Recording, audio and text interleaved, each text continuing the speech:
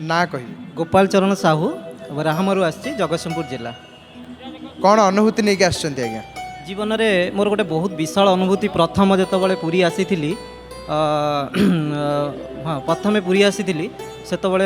मु राहमरु संध्या 6टा ट्रेन केबे आस्थिले पुरी प्रथम? 2009 मसीह आसी प्रथमे एवं मोर जड़े व्यवसाय रे थिबा सहकर्मी तांका माँ एवं सीए 3 जण पुरी आसीथिलु। बड़ दाण्डे पहुँचला राति 12:30 हो जाइथिला एवं सी माँ जे मोर सहकर्मी को माँ कहले तू बाबा तू प्रथम आसीचु पुरी तू आम भाई सहित रह कौटी की जीवनी हैरान हो कौटी हजिजु। तो मुझे कथा न मानिकी मुझे जेहेतु दीर्घ 22 वर्ष पर पुरी आसी तो मुझे कथा काटिकी तांकठू लुचि छपी जाइकी रथ सामने गोटे विशाल रथ सामने प्रथम करी जो रथ सामने प्रथम थर आसते पुणी से रथयात्रा समय नुहे से दिन बाहुड़ा होता राति से रथ समय कौन निश्चिंत भाव में से रथ सामने जो देखिली प्रभु जगन्नाथ मो सामने रथ उपरे रथारूढ़ होकर बसी माने जगन्नाथ को देखिकी आछि भी दुनिया भाभी पारि नथली जे तापर मु गोटे दीपटे किणी आनिकी रथ सामने बसी पूरा राति पूरा सारा एवं किछि समय पर मु देखिली राति 1:30 टाइम हैला बेलू जे रथरे थिबा पूजा बढ़ियारी माने से माने कौन कले जगन्नाथंकर जो तुलसी माल को से माने स्नान करने निमंते ताकू फिंगुथिले दर्शक जो भक्त मान ऊपर को फिंगुथिले। तो मो मन गोटे आशा आसला जे ये तुलसी मालाटा समस्त जगन्नाथंकर बहुत प्रिय एवं सबू भक्त मानकर भी प्रिय होछि तो मो भाग्य रे ये तुलसी मालाटा मिलंतानी कि तो मुझे जो दीप सामने बसी एवं दीप को तेजुवा समय मुझे भावनार किछि क्षण भितर तुलसी मालाटी आसी मो दीप उपर पड़गला एवं मुझे माने भाव विहल हो जाइली प्रभु जगन्नाथ ये दुनिया रे माने सी भाव विनोदिया भावर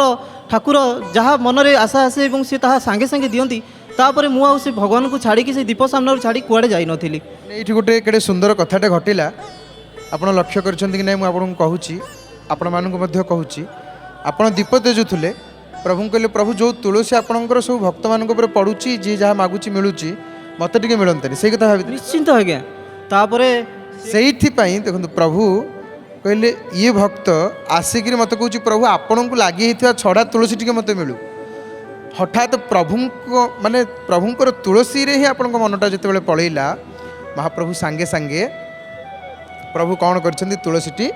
से मत देइथिले एवं से तुलसीटी की मु हाथ में धरी पुणी दीप तेजिबारे व्यस्त थी किछि क्षण पर जिते स्नान कार्य है जगन्नाथंकर से रथ उपरे मोर मनरे माने मु देखिली किछि सामने किछि भक्त माने छोट छोट गिनारे स्नान जल नवाई भिड़ लगे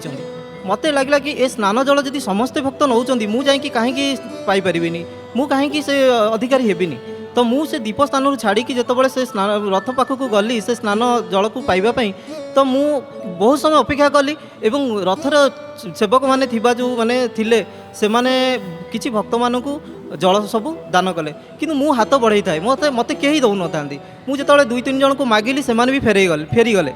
तो मुझे जो मन दुखर पुणी दीप स्थान को उठी आसिली मो पछरू जड़े कांधरू हाथ बाड़े कहले बाबा तुम्हें पूरा जल मागुथिल तो मो हाथ में से चकिए जल दे देकी चलीगले तो मुझे जानीपारे मु पुणी निराश माने निराशरू केमी पुणी माने मो इच्छार भावना मो मन भीतर थिबा जो आशा पुणी परिपूर्ण हो गला से प्रभु इच्छारू तो मु ये भगवान अलौकिक शक्ति ये दुईटी का थिला आउ गोटे ता परर मुझे निजे भगवान आसी मते प्रसाद देइथिले से कथा भी कहूँ जितेबाला स्नान पर भगवान प्रसाद लगिला से रथ उपरे मु से दीप पाखे थाए मत लगिला मु तो जहाँ मागुची भगवान दे दौरान तो आज सामने थिबा जो प्रसाद से प्रसाद मते निश्चिंत मिलिबो आउ एटा मोर दृढ़ विश्वास थिला तो मु सही प्रकार देखिली जे किए मते से प्रसाद देई परिबो मु पुणी जाई से रथ सामना को गली एवं रथ पाखे छिड़ा हली प्रसाद सरला पर मु जणे भौणी से बेंगली भौणी जड़े थिले मु तांकु अनुसरण कली मु भाविली जे से ही तांकु इशारा करूचंती सेवक तांकु देबा पई तो मु तांको पछे पछे धाइली किछि बाट गला परे मु हठात से भिड़ भितर से जो बेंगली भौणी जड़े हजिगले मु तांकु पाइलिनी मु पुणी निराश होगी पछकु भिड़ भितर मो दीप स्थान को आसवाक चेष्टा करूली किंतु सही समय मते जड़े इस्कन बाबा थिले मो पूरापूरी मन अच्छी गौरव वर्ण माने नंडा मस्तक सी मते आसिक पछरू पुणी डाकिकी कहले बाबू हे तमें पूरा मागुथिल ये आज एकादशी मु आउ पाइबी नहीं सत कथा कहूँ आज्ञा मो जीवन में एकादशी केबे मु जानी नथेली पिला बेलू मो परिवार भी मते केबे जणै नथिले किंतु प्रभु भोग देले एकादशी भी जणैले एकादशी दिन भी भोग देले निश्चिंत से दिन जो दिन बाहुड़ा रातिटा एकादशी थाए मु मो जीवन प्रथम थर 22 वर्ष पर जानिली এবং ସେ ମୋତେ ଯେଉଁ ଭୋଗଟି ଦେଇଥିଲେ ଏବଂ ସେ ଭୋଗକୁ ଯେତେବେଳେ ମୁଁ ତୁଣ୍ଡରେ ଦେଲି ମୋତେ ଏମିତି ଲାଗିଲା ଆଜ୍ଞା ମାନେ ଏ ବିଶ୍ୱ ବ୍ରହ୍ମାଣ୍ଡରେ ସେ ପ୍ରସାଦ ସେ ଯେଉଁ ମାନେ ତା'ର ଯେଉଁ ସ୍ୱାଦ ମୁଁ କେବେ ବି ଆଉ ଜୀବନରେ ପାଇନାହିଁ। ଭୋଗ ହେଉଛି ଅମୃତମ ତଦି ନୈବେଦ୍ୟମ। ଆଉ ଜୟ ଜଗନ୍ନାଥ ଟିଭି ଦେଖନ୍ତି? ନିଶ୍ଚିନ୍ତ ଭାବରେ ମୁଁ ଟିଭି ଦେଖିପାରେନି, କିନ୍ତୁ ୟୁଟ୍ୟୁବରୁ ସବୁବେଳେ ମୁଁ ଦୋକାନରେ ବସିବା ବ୍ୟବସାୟୀ ସ୍ଥାନରେ ବସିକି ଦେଖେ ଏବଂ ସମସ୍ତଙ୍କ ଅନୁଭୂତି ଦେଖେ। ଏ ପ୍ରଭୁଙ୍କର ମହିମା ଏତେ ପ୍ରଚାର ପ୍ରସାର ହେଉଛି ଏଇ ଜୟ ଜଗନ୍ନାଥ ଟିଭି ଚ୍ୟାନେଲରେ, ଯାହା ବହୁତ ସାଧୁବାଦ ଏସବୁ କାର୍ଯ୍ୟକ୍ରମ କରିବା ପାଇଁ। ତେଣୁ ଆମ ଜଗନ୍ନାଥ ପ୍ରେମୀମାନଙ୍କୁ ବହୁତ ଭଲ ସୁଯୋଗ ଦେଉଛି। ତେଣୁ